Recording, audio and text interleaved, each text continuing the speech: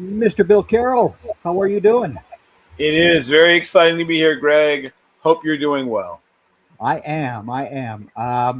We're watching the Indiana Hoosiers here put an absolute beat down on the Oregon Ducks. But before we carry on with any other of the two big semifinal games, there was a Division II title game. Montana State 35, Illinois State 34 in overtime. This was just a remarkable game. Yeah, obviously, you've got a situation where some incredibly courageous plays were made. Uh, Shout out to my friend Jalen Love and other friends of mine who went to Illinois State. They managed to, first of all, send NDSU back home. Well, they're Yep. already home, I guess. Send them home disappointed since they're already home. You saw their defensive players make big plays at the right time. Their quarterback, Rittenhouse, got better and better and better. He was a guy that I was intrigued by early in the year, but wondered about consistency and mental toughness. Well, he just got more consistent and more mentally tough as things went on. And in a game like that, everything could be a deciding factor. Neither of the two teams played an entirely clean run, but I would say the Montana State Grizzlies in general did a better job of coming up with a big player to make a big play when a big play had to be made. And that was fourth down when they scored that touchdown. I mean, that was just so remarkable to watch. But again, for all of you guys who follow just the Senior Bowl and the East West Shrine game and all that, you guys better watch these CS teams as well. This was just superb football. It was very well played, very well. So again, January the 19th, we're going to see the Miami Hurricanes against the Indiana Hoosiers. The Hoosiers will be the home team, even though this game is being played in Miami. Correct. Boy, last night was a pretty remarkable game as well. What did you make of last night's game? That was another game that went essentially, with a few exceptions, close to what I had imagined. I thought Ole Miss had a good chance to win the game, and they did. Right. There were times when Hawaii could have, not Hawaii, sorry, when Miami could have finished them off earlier. They could have put more distance between themselves, played more consistently, things like that. But they let Trinidad Chambliss and Ole Miss hang around. And Trinidad Chambliss is exactly the kind of player who will come up with a way to beat you. He's got some MacGyver in him. You're always nervous when he has the ball in his hands. I think that Kewan Lacey re-aggravated a pulled hamstring muscle, and I think that changed the way Ole Miss ended up running. They still ran the ball reasonably well, but nothing like what they would have done, I believe, if he'd been out there. And the last one is Beck made one or two minor mistakes, including one interception, but for the most part, and that was the most important thing, he played a clean game with those exceptions. He'll need to have a clean game, no exceptions, to have a chance against a team like Indiana. Yeah. I'm going to put this up here. I want you to read this. I want you to read this, Bill. The Indiana Hoosiers team is the best coached team in every aspect of football I have seen this century. Yeah, I can think of some teams that at least should be mentioned in the same breath, but not many of them. Not a bunch. Century. I'm talking this century. I'm talking this century, not the old century that you and I were born in here, the 20th, where we saw some very good football teams who were coached in every aspect of the game very well. I'm talking this team, the special teams guy right from the get-go. They pounded Oregon off the hop. The defense is such a solid group of guys, and this offensive team is just a nightmare to try to deal with. This is such a well-coached team. Yep. I think that when we break these games down, and sometimes there are little minor key matchups and things, this slot receiver versus nickel corner, this particular, 3-tech versus this particular guard. But sometimes the game is simple. Well, here's how simple it is. The Hoosiers just blocked a punt. Right. Again, as I said, their special teams are very well coached. So here they are about to go in to make it 49-15 here. This is such a well-coached team. And then at that point, you can start pulling starters and things like that. Yeah. Yep. I mean, this Indiana Hoosiers team is easily the best coached team in every aspect of this game I have seen in this century. Now, Mr. Saban had great teams. Oh, yeah. But were they as good coach-wise? I don't think so. Because guess what? This Indiana Hoosiers team, you make a single error and they are on you. On you. Every single error that the Oregon Ducks have made tonight, the Indiana Hoosiers have taken advantage of. And they did the same thing against Alabama and everybody else they've played. Right. This is the best coach team I've seen this century. Bottom line. They're certainly one of the best, and there's not many. I mean, some of the you don't really throw the ball much in academy football, but I remember some of those Fisher DeBerry Air Force Academy teams. Now they might have one or two, like they had Chad Henne at one point, maybe one or two guys that were prospects, but they were when they were at humming, when they were at their best, their offense, which externally looks simple, you couldn't take anything away, you couldn't stop it. Some of those USC teams under McKay and then later Robinson were very well coached. The Pete Carroll USC teams very well coached. Woody Hayes, John Robinson. Yeah, well, John Robinson I mentioned. John Robinson, yeah, who had the unenviable task of following McKay when McKay went to the NFL. But he kept the standard, and like I said, I would say maybe some positions got even better coaching. The thing about Miami and the thing about Indiana, who are going to face each other, is some of their weaknesses line up, and some of their weaknesses, are not the weaknesses of the other team. There's not a lot of weaknesses for Indiana, obviously, but and there's a big old if you can stay alive in the pocket, if you don't end up getting sacked within 2.6 seconds, things like that, that gives you a chance to develop some of those later breaking routes that break later down the field.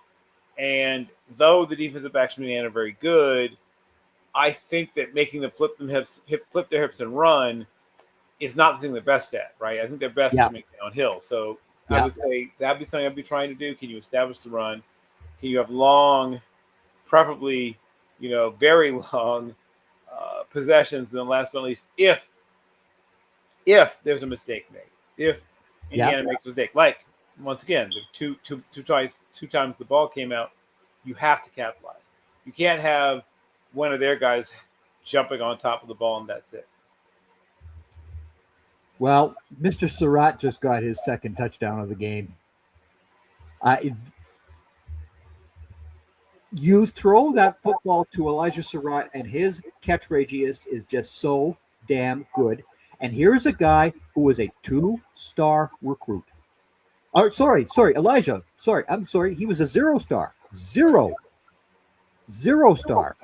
Mendoza was a 2-star, yeah. Yeah. Cooper was a 2-star. Cooper was only a 2-star. Can you imagine these guys were just 2-star, 0 stars out of high school? And there's 7 of them that are still from the James Madison team that came over last year. Surratt was one of them. Randall and I have said all year long, Elijah Surratt is the most NFL-ready wide receiver in this draft class. He is the most ready to go. So whoever does draft that man, you have got yourself a real good number 2 wide receiver or a number 3, depending on how deep your team is. You have got a real receiver. Yeah, I once again, Miami is the traditional powerhouse that's still sort of hanging around. We already talked about how Indiana, has not a lot of even postseason victories, let alone national championship victories in their school's entire history. So this is exciting. Well, here we'll go over this. The FBS losses all time Bill, number one, is now the Northwestern Wildcats. Right. Number two, by one loss only, is the Indiana Hoosiers in FBS football. What Mr. Signetti has done at Indiana has just been absolutely remarkable. And yeah, you're seeing Mark Cuban now, who was a Hoosier grad, coming out and saying, yeah, I wrote them a check this year for the first time ever. This is going to be a lot bigger and better because they've already got a Michigan State wide receiver who's coming in, who's a very good wide receiver. They've got Josh Hoover, the TCU quarterback. They are not going away. Would you agree with that, Bill? I would agree. I think Surratt and some of the other guys are they fit a certain niche. Yeah. The term I use is for him particularly is possession plus. I think Omar Cooper is close to that Maydor slot receiver with enough juice that when he gets the ball, especially if he catches it in stride, he can be trouble. Surratt is a guy that sort of wins like Alshon Jeffrey wins, bodies guys up, uses them almost as leverage to jump off of, kind of leans against them sometimes. Like you said, huge catch radius, tough guy, doesn't mind taking a hit at all, and holds on to the ball. Yeah, that's a good player. So we now have 3 years in a row without an SEC team in the college football playoff. And who do I hear whining about the college football playoff system? These SEC guys are all whining and crying. Cam Newton is whining and crying. Cam Newton. I wish I had those stats up. The Jalen Hurts versus Cam Newton stats are just ridiculous. Jalen Hurts has way more numbers than Cam Newton's ever put up in his career. But Jalen Hurts is a bad guy. I don't get this, but Cam Newton is a superstar. Yeah, right, Cam. Yep.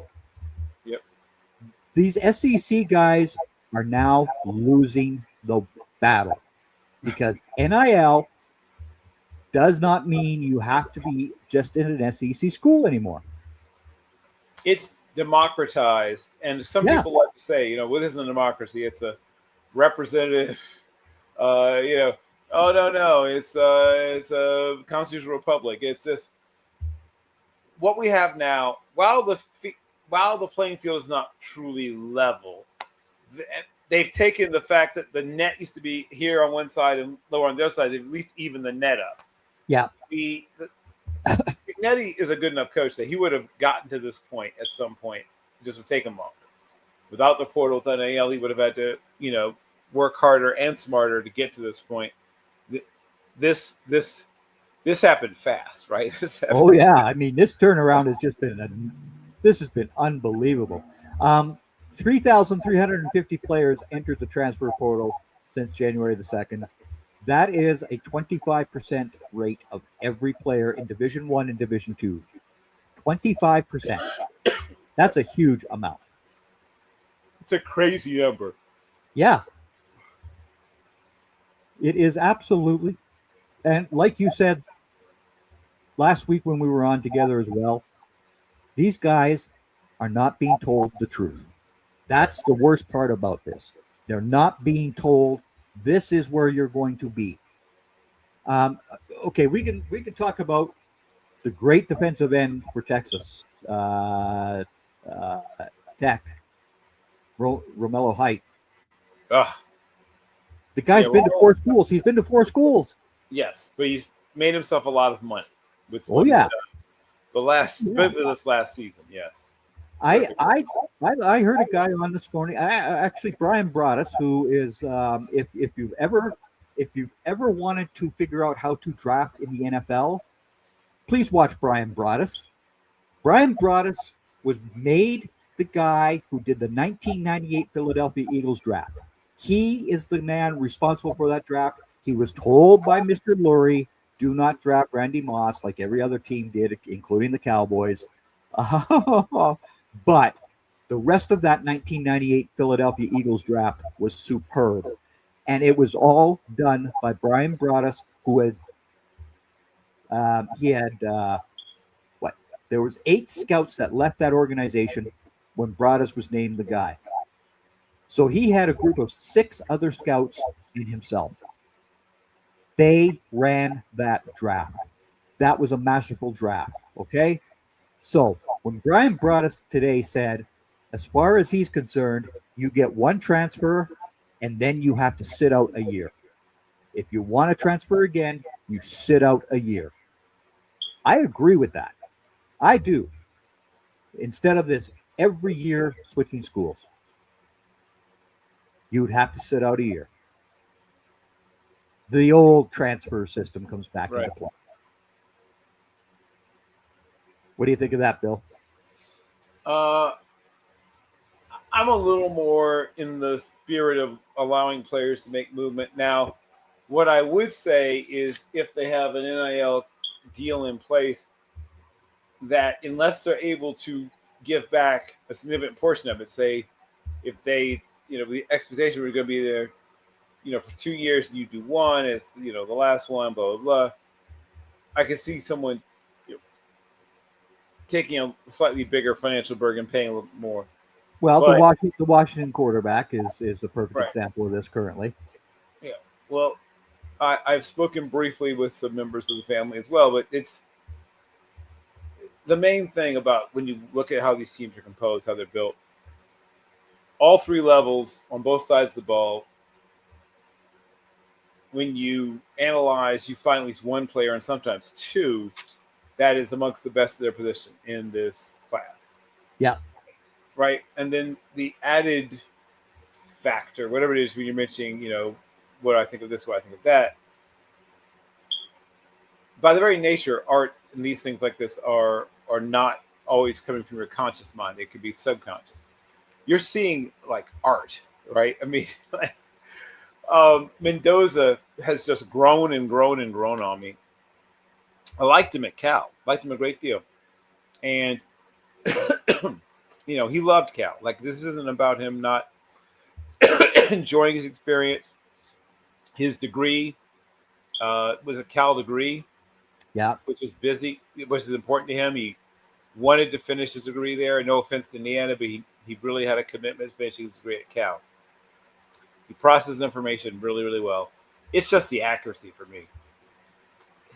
Just him jugs gunning the ball just this far in front of the quarterback or this far over the quarterback's head, just doing it continuously over and over. You could ask for 1,000 throws and 997 of them would be right where you wanted, right where you expected. It's just super consistent, super active, and he's not a legacy guy in terms of, the guys who, inspire players to play above their head, blah, blah, blah. He's more of a person who obviously deals with the fact that he has, a wife who is a little different maybe from him. But the thing that sticks out when I watch, just the destruction that Indiana can unleash on people. And I really think Miami will play well. They will. I think unless Carson Beck or somebody makes a bunch of mistakes, this should be a closer, more compelling game. But that's the thing. You just can't make mistakes. All you have to be is perfect, and you have a good chance. And the Hurricanes will have to be perfect because this IU team, they take advantage of every single mistake you make. They do not care if they don't care who they go up against. I mean, they're proving tonight. There's Mendoza, who is going to be the number 1 overall draft pick. Bottom line. Yep. Dante Moore has only played 20 games of NCAA football. What do we tell everybody, Bill? Players need to play 2 full seasons. Dante Moore has only got a season and a half. Right. He's only going to be 20 at this NFL draft. He's 19 currently because he started as a 17-year-old kid with the UCLA Bruins. Yes, he did. Yep. Does he go to this draft? I mean, he certainly could, and he has a good chance to be quarterback 2, and some people even say a chance at quarterback 1. I don't know about that, but there are NFL teams that do have Moore as the better quarterback. Right, that is true. That is true. I'm just saying that, not that this game should overly influence you, but you can see poise radiating outward from Fernando Mendoza, and you don't see quite that same level of, partially because you said about the number of games played, especially in these big unfamiliar moments. Those things are a nightmare for somebody like Dante Moore, and I would advise him to come back, but he'll do what he wants to do. He's a grown man. Well, the Hoosiers, they've got the football and they just went down the field again here. They are just beating up this Oregon's Duck team, and unlike our owner here at Team MBS Media, this Ducks team is a very good football team. It doesn't matter that they play on the West Coast, okay, Joe? It doesn't matter. This is still a very good football team. They are getting pounded, though. Absolutely pounded. Yeah, and obviously the mistakes didn't do them any favors. You can't do that against a team like Indiana. But like I said, just the way Mendoza kept putting shot after shot right on the players' hands, the running backs got pretty much all the meat off the bones when they got a chance to run the ball. They didn't miss too many, alerts or cutbacks or things like that. They tended to play both sides of the ball close-ish to down the line. Yeah. I mean, Kaden Black had a beautiful run here in the third quarter that was called back for a holding call. They called the wrong player for the hold, by the way, but that's typical of NCAA officials. They're not that good, just like the NFL guys aren't. But again, Hemby just chews them up every single time he gets that football. We saw what Black did on that one play. I mean, these guys are just tremendous. They're very good players. Yes. And there's only 7 4-star recruits on the Indiana Hoosiers. How many players? How many players are 4 or 5 stars for the Oregon Ducks? Do you know? Well, my guess is it's well over 50%, probably closer to 70 or 80. Well, no, it's only 53 players that are 4 and 5-star recruits. That tells. Oh, and the Hoosiers just scored another touchdown. They are on fire. Yeah. Absolutely on fire. I mean, this is going to be a 41-point victory for the Hoosiers in a semifinal game. This is just an absolute beatdown.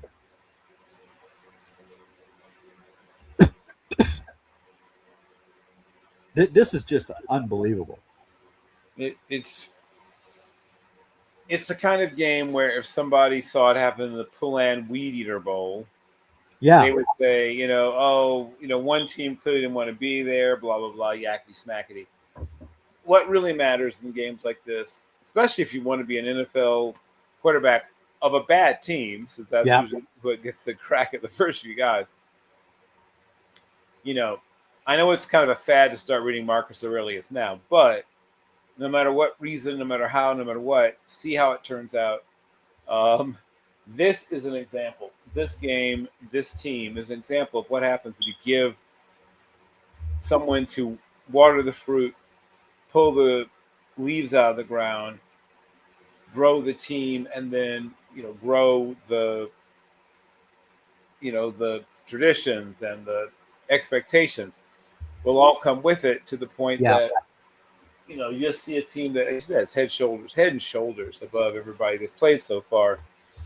The final thing I'll say is the thing you often will say about certain teams. Well, they got this, they got that, but they lack depth.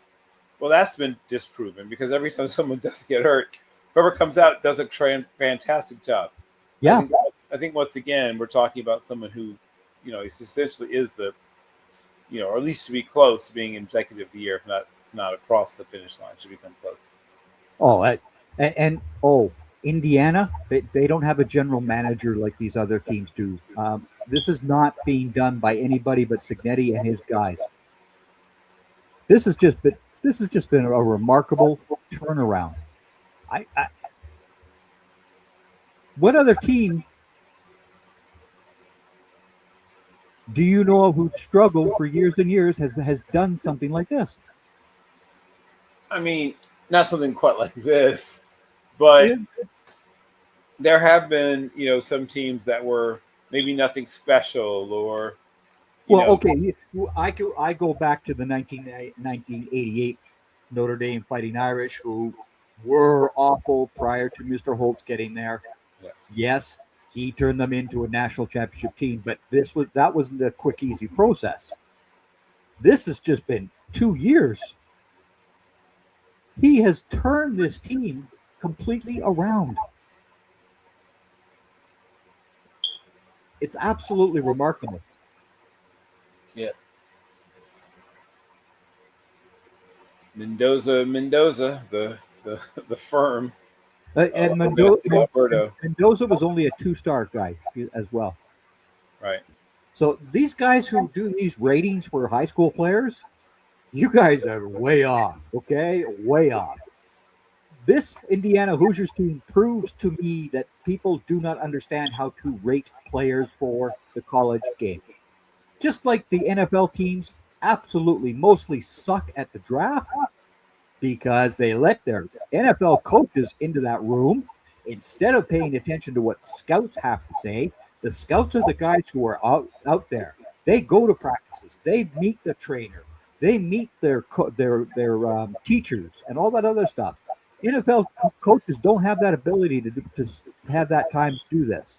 So guess what?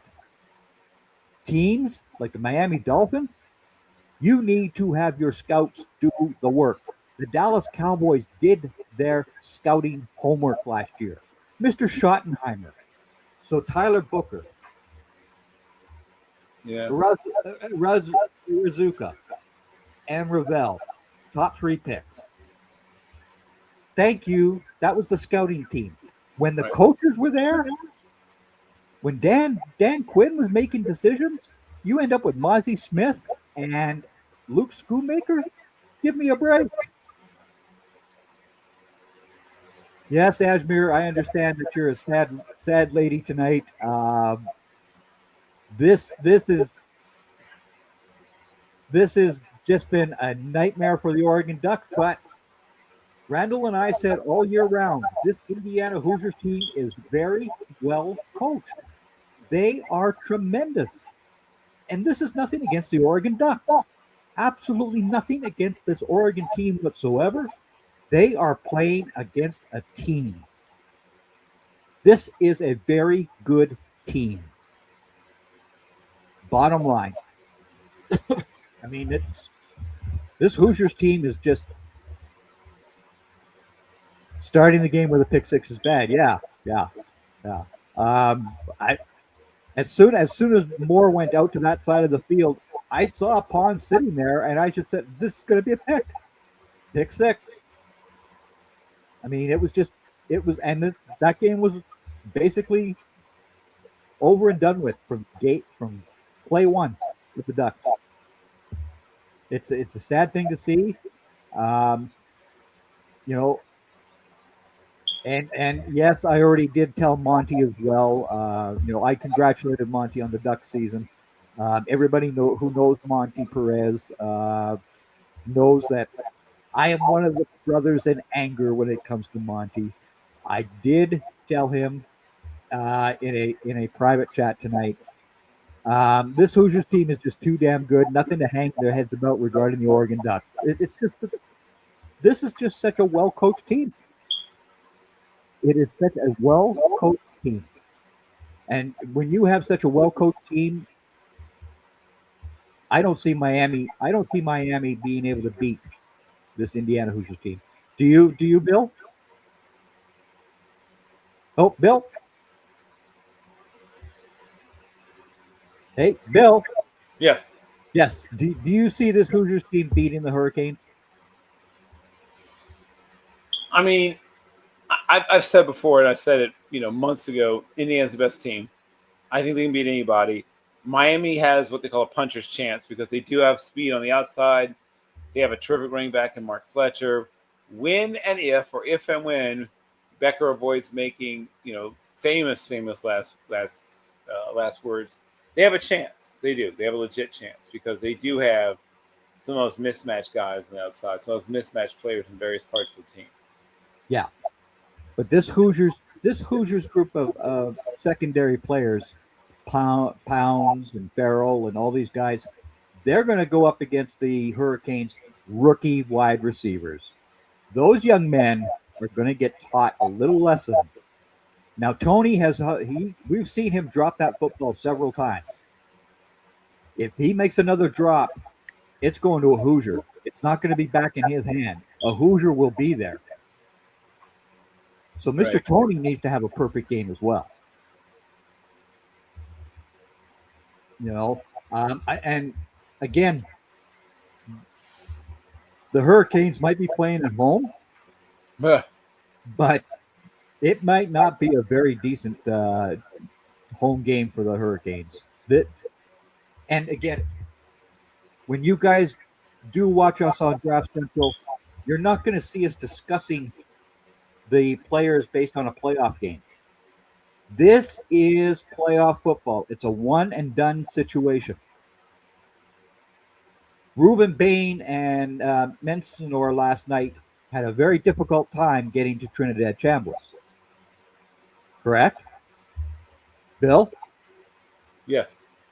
I mean, does that mean that Reuben Bain and Mensador are bad edges? Not at all. Obviously not. Not at all. So, yeah, you won't see us discounting their contributions for this year. Bottom line. Same with the Oregon Ducks who have played tonight. These guys who are going to the NFL are going to the NFL based on their entire season, not just what happened in a playoff game. So don't do that. Don't go to a playoff game to determine how you're going to judge these players. Please and thank you. Correct? Yep. Yes, you do. Yeah. This has just been an absolute beatdown for the Hoosiers tonight. It is nothing to hang your heads about if you're an Oregon Ducks fan. Absolutely nothing to hang your head about. I've said it. I gave the Hoosiers defense. I made them my star of the week one week. But the entire defense, not one player, the entire defense was my star of the week. That means something. Yes, Mendoza was also my star of the week a couple of times as well, but again, he was obviously the best quarterback in the country.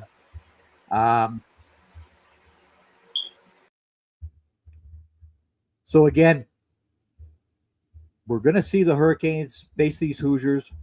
It is going to be a very tough game for the Hurricanes to win. If Fletcher doesn't get the ground game going and Chip Beck has to throw against this Indiana Hoosiers defense, they're going to pick him apart. Bottom line.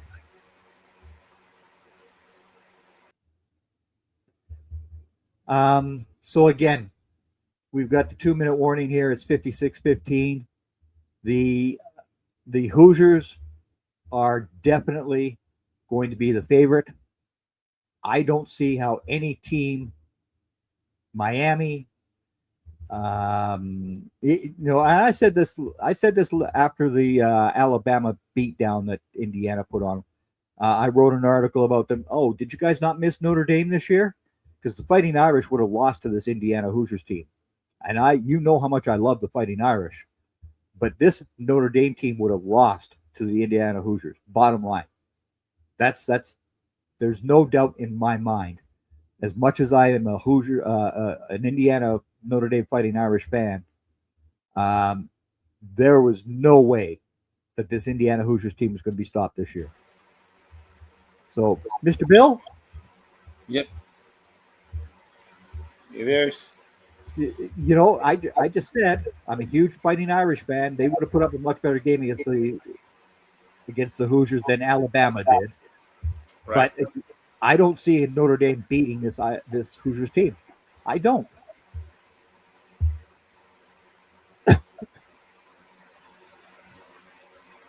That's pretty impressive for somebody who's an Irish fan to say this. Very impressive. I remember seeing Andy Green's rushing numbers on his 5 best years. They were truly impressive what he did. The best ones find a way to be great if you once you make it physically possible. Yep, yep. I mean, it has just been such a beating, though, that Indiana has handed to Alabama and now Oregon. They have just absolutely pounded two of the best programs in this country.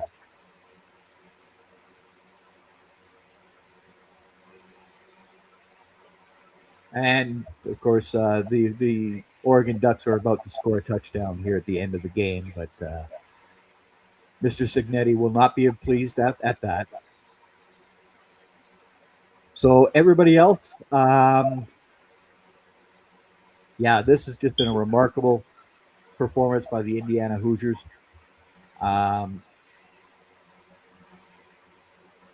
They deserve full marks.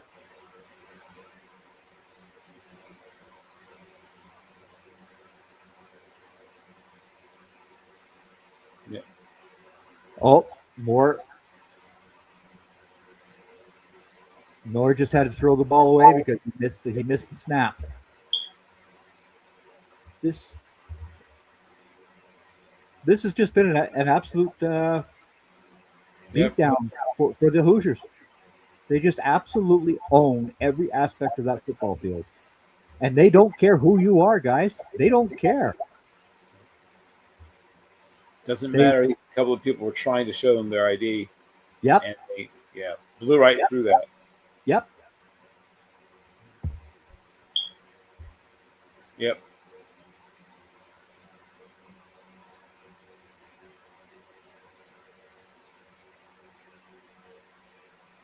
And yes, the Hoosiers got their touchdown. Or sorry, the Ducks.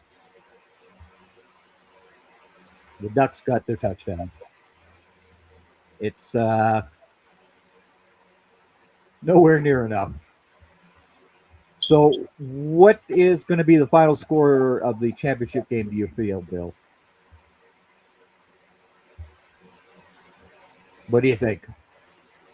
I'll go 27-17 with Indiana winning. Yeah. I just don't see this Hoosiers team being attacked by any offense in this country. I don't see them losing to. I'll say 30-17. I'll give them the extra field goal. I'll say 30-17. Okay. And everybody, the Indiana Hoosiers will be your national champions come Monday, the 19th of January. But that's it. I mean, that's the bottom line here. Again, as I said earlier, this Indiana Hoosiers team is the best coached team in every aspect of football I have seen this century.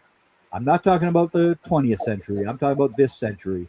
And that includes all of Saban's teams, because Saban's teams were not all that great special teams wise. They weren't that solid offensively.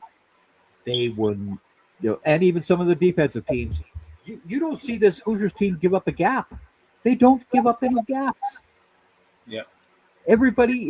Somebody is there to fill that gap every time. It's remarkable. Yeah. So, yeah, it's just been completely remarkable. Right. One of a kind, the kind of thing that will spawn a bunch of movies. Yeah. You're going to see all those. Who plays Kurt Signetti? I was thinking about that actually earlier today about players. I mean, about people I think could pull it off. I thought a little bit about Randy Quaid. I thought a little bit about Dennis, not Randy. Sorry, Dennis, not Randy, not Dennis. I'm sorry, Dennis.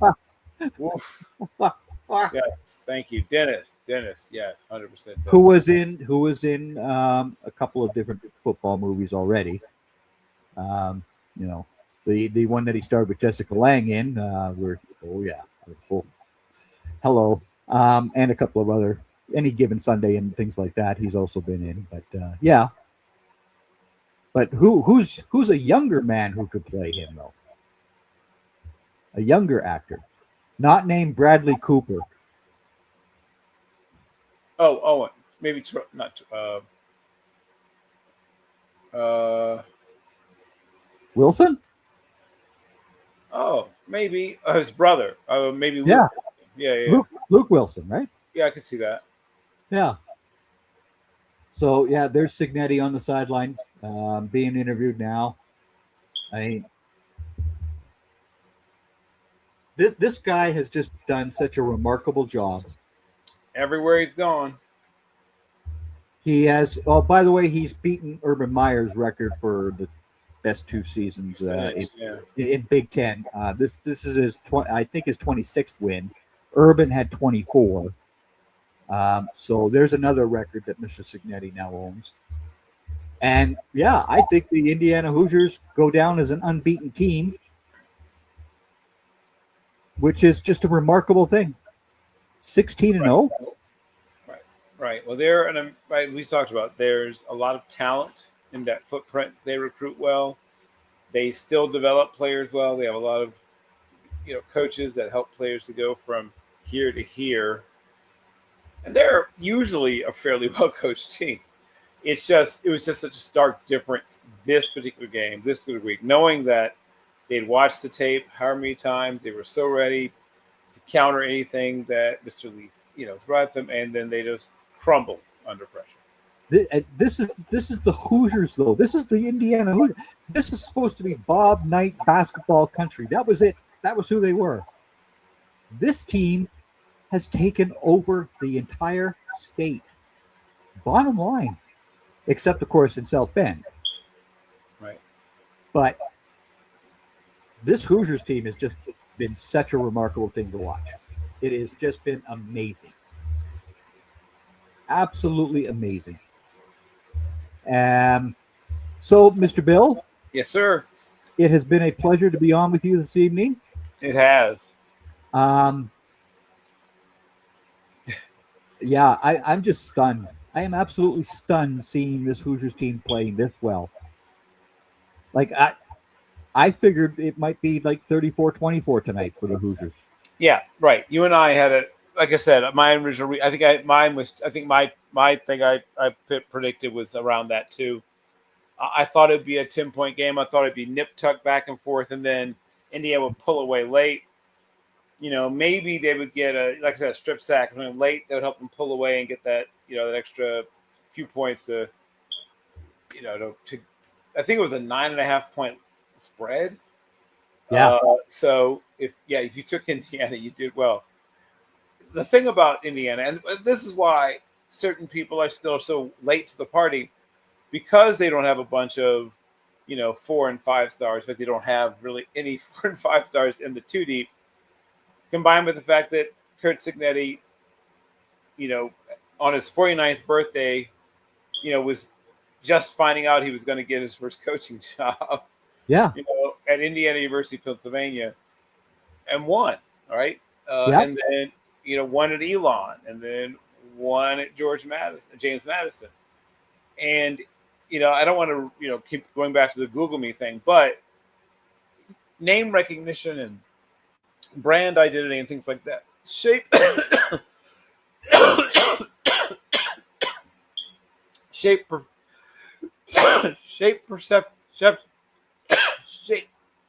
people's perceptions a little too much. Yeah, exactly. And even in the mock draft cycle that I'm seeing currently, the Indiana Hoosier players are down on that list. They will be much higher when the NFL draft happens. I don't care. They are going to be drafted quite highly. I mean, Mr. Pounds, where are you seeing him go in the drafts? 4th, 5th round? Is that where you've seen him? If Yeah, I've seen him in the 4th and 5th round. If I'm the Steelers and it's in the 2nd round, I'm grabbing him. Like, he fits what we like to do with that kind of player. We haven't had a player like him since Mike Hilton. And we've had other guys play the position. You know, Elliott at times did okay, but he wasn't a tremendous playmaker, a guy that flipped the game over. That's what Pons is. I wouldn't let him out of – if I'm a contender, I'm not letting him get past me late in the 2nd. If he goes anywhere after, say, pick 70, he's a massive bargain. Yeah. He shouldn't go that late. He should go somewhere around between 50 and 70. And I've said this because, of course, the Cowboys do need cornerback help. Well, Pounds was sitting there in the 5th round, and I'm going, huh? What? There's no way. There should be no way. There should be no way. Correct. It's bizarre. It is. It's bizarre. The level of play, and this is the thing. Remember, I said around week 6 on College Football Forecast that the best front 7 that I'd seen on defense, and I believe the best front 7 that I would see on defense in college football was not LSU, Auburn, Alabama, Georgia, any of those, or Ohio State either. It was Indiana.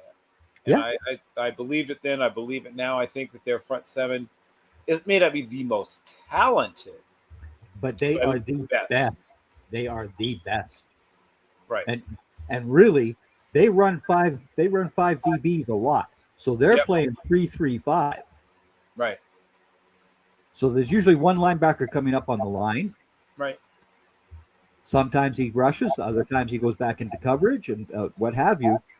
But again, the linebackers are so good. If the offensive line gets to your 3 down linemen, guess what? There's a linebacker who's sitting there and he's waiting and he's hitting you. That's it. Right. Once again, obviously, I think I see things similar to a Steelers prism. I might double dip, right? If I get Pounds in the 2nd or 3rd, if Fisher's available the next time, boom, I'm throwing him in the pile too. They just have, or even Farrell. The they safety. just have players who have such a high level of understanding of what they're supposed to do, and even more importantly, what they are not supposed to do on a play, and just to see them continuously do the right things over and over and over again. I love to see it. I mean, okay, they're showing on the screen right now. Big Ten title, 1967. Snap with a check mark. AP number 1 rank, never. Check mark. Heisman winner, never. Check mark. National title, I think that gets a check mark on the 19th. That's coming. It's coming. And no, this has nothing to do with me being a Notre Dame fan and I don't like the convict school. This has nothing to do with any of that. This is the simple fact that the Indiana Hoosiers team is such a well-coached group. They are so well-coached. They don't care that they're going to go play the Hurricanes in Miami. They don't care. They will just come out and play their game. Yep. The type of football they play travels. It could be a game where there's 5 inches of snow on the ground. Their style of play travels. Mm-hmm. It could be hot and dry. It could be swampy, rainy, whatever. Their style of play travels. It doesn't matter. They could play in the Himalayas. They could play on the floor of the Marianas Trench. Like, it doesn't matter. As long as they could provide the proper equipment to keep breathing, they're going to be fine. The way they play football is agnostic when it comes to what the conditions are. Yep. This reminds me of our high school football team that I had in Moose Jaw, Saskatchewan. It was an undefeated season. Thank you very much. But again, we didn't care who we went up against, especially when they were the schools from Regina or Saskatoon, the big cities. We didn't care. We went to Regina, played on Taylor Field, the home ground of the Rough Riders at the time, and we pounded my cousin's school, Campbell Collegiate. We pounded them. They had all these guys who were going to be going to college and all that. We didn't care. We didn't care. We were just guys that loved to play the game. And we were very well coached. Right. You know, our coach was the backup quarterback to Ron Lancaster for several years in Saskatchewan. So, Mr. Simonuk, he was a great coach, great man. But there you have it. I mean, this is why I always say NFL teams, your coaching staff should be consulted on who the scouts are going to bring in. You don't get the final say, however. You do not get the final say if you're an NFL coach, because guess what? The last guy that was real good at evaluating talent, Jimmy Johnson, because he had been coaching the Miami Hurricanes. He came to the league understanding the level of talent that was around college football at that time. And boy, did that man ever understand talent. He got it. You don't see guys like that. You do not see. The last two great evaluator head coaches combinations within one person. You mentioned Jimmy Johnson. The other one was Bill Walsh. Bill Walsh. But again, where did he come from? Stanford. But Stanford. He didn't win a national title like Jimmy had. But again, Mr. Walsh understood how to evaluate talent, and that was both offensively and defensively. Both men were superb at understanding the talent level of players. Both of them. Yep. You know, and those are the two guys that NFL teams would love to have today. But guess what? You don't have that. You don't have that. NFL teams, your coaches, you can scheme your way through whatever scheme you want, but let your scouts do this job. Right. Let your scouts take over the draft. Do not get involved except to say, thank you very much. That I can coach. And it doesn't matter. Like look at the Ravens with Mr. Linderbaum. Right. You remember the argument I had in our chat with a certain person? Well, people were so worried about him being 292, and I remember telling somebody, you know what? You know, Jason Kelsey when he showed up at his pro day, 288. Yep. 288. But again, it was all because of the scheme that the Iowa Hawkeyes were running. Wait a second. This guy can be played in any scheme you wish him to be played in. He was that talented. And what did the Ravens do with him? Hello. He was an immediate starter. Yep. And he's, at least bound for their Ring of Honor if he keeps playing at this level. Oh, absolutely, right? And Parker Brailsford, a guy that I was high on last year. You remember with Jeff and when I was talking about Brailsford, I don't care how small that man is. I don't care. That guy can play center in the NFL. Bottom line. And he's shown a very good season again at Alabama. Right. Oh, by the way, you Crimson Tide folks, you've got one guy coming back to your offensive line next year. One, the right tackle. Good luck. Good luck next year. It's not going to be fun for you Crimson Tide fans either next year. Yeah. Well, chance to develop some guys that you may have brought up from high school, and of course they'll bring in some. They already have brought in some. Some pretty high profile. They'll get some talent in the transfer portal. Yeah, they will. But again, when you've got only one returning offensive lineman in the college game, you're in trouble. Right. Unless you get 4 guys come in on the transfer portal that are all real good, you're going to be in trouble. Right. So, again, as I mentioned earlier, there are 3,350 players who have gone into the transfer portal between Division I and II.